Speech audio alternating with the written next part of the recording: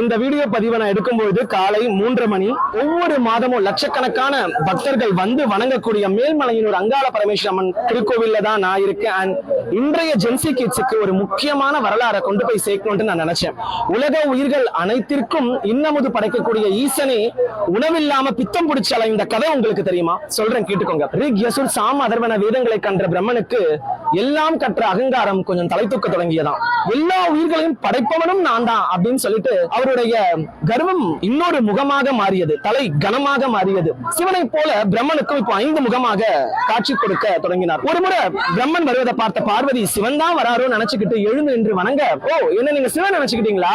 ஆமா, படைக்கும் தொழிலை செய்பவனும் நான் தான், எல்லாரையும் விட கற்றல் சக்தி மிகுந்தவனும் நான் தான், அதனால நீங்க என்ன வணங்குறது தப்பு இல்லைன்னு சொல்லிட்டு அவருடைய ஆணவத்தை பார்வதி முன்னாடி வெளிப்படுத்தினாராம். இதை அறிந்த சிவன் பிரம்மனுடைய தலைகணமான அந்த முகத்தை பிடுங்கி எறிய சிவனுக்கு பிரம்மஹத்தி தோஷம் பிடிச்சது. அவர் பிடித்து எறிந்த அந்த கபாலம் சிவனுடைய கையிலேயே ஒட்டிக்குது. அங்க இருந்து அந்த கேம் ஸ்டார்ட் ஆகுது. அந்த கபாலம் எவ்வளவு நாட்கள் ஆகியும் சிவனுடைய கையில இருந்து போல பல யுகங்கள் கடந்து சிவன் பித்தனா திரிய ஆரம்பிக்கிறாருன்னு புராணம் சொல்லுது. இதை அறிந்த பரமேஸ்வரி சிவனுக்கு எப்படியாவது இந்த பாபவித்துல இருந்து ஒரு விமோச்சனம் கிடைக்கணும் அப்படின்னு சொல்லிட்டு திருமாலிடம் ஆலோசனை பெறாங்க. அப்ப திருமால் சொல்றாரு, மேல்மலையனூர்ல இருக்கக்கூடிய பர்டிகுலர் இந்த ஸ்பாட்ல நீ வெயிட் பண்ணு. சிவன் ஒவ்வொரு இடத்துலயும் பிக்ஷாம் தேவி பிக்ஷாம் தேவின்னு பிச்சை எடுத்துட்டு அங்க வருவாரு. இங்க இருக்கக்கூடிய 3 மலைகளை உணவு பிண்டங்களா ஆக்கி நீ அந்த கபாலத்துக்கு கொடு, அப்ப என்ன நடக்குதுன்றத பாரு அப்படின்னு திருமால் சொல்றாராம். அதே மாதிரி பரமேஸ்வரி இருக்காங்க. பிக்ஷாம் தேவின்னு சொல்லிட்டு கையில அந்த பிரம்ம கபாலத்தோட சிவன் வராரு. முதல் உருண்டையை கொடுக்கறாங்க, அந்த கபாலம் சாப்பிடுது. 2வது உருண்டையை கொடுக்கறாங்க, அந்த கபாலம் சாப்பிடுது.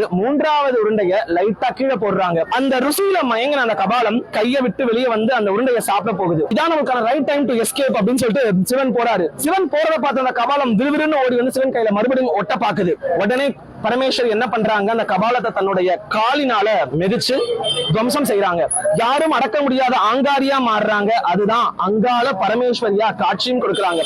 இந்த திருவிளையாடலின் மூலமாக சிவன் உலகுக்கு உணர்த்துவது என்னன்னா, இந்த கலியுகத்துல நீங்க என்ன பாவங்கள் செய்திருந்தாலும் என்ன தோஷங்கள் செய்திருந்தாலும் மனதார பிரார்த்தித்து உங்களுடைய தவறை உணர்ந்து இந்த கோவிலுக்கு நீங்க வருவீங்கன்னா உங்களுக்கான பிறவி வினையில இருந்து உங்களுக்கு ஒரு விமோச்சனம் கிடைக்கும். இந்த அம்மனுடைய அருள் அவ்வளவு மகத்துவமானது என்றதுனாலதான் ஒவ்வொரு அமாவாசையும் லட்சக்கணக்கான மக்கள் இந்த கோவில்ல வந்து குவிறாங்க.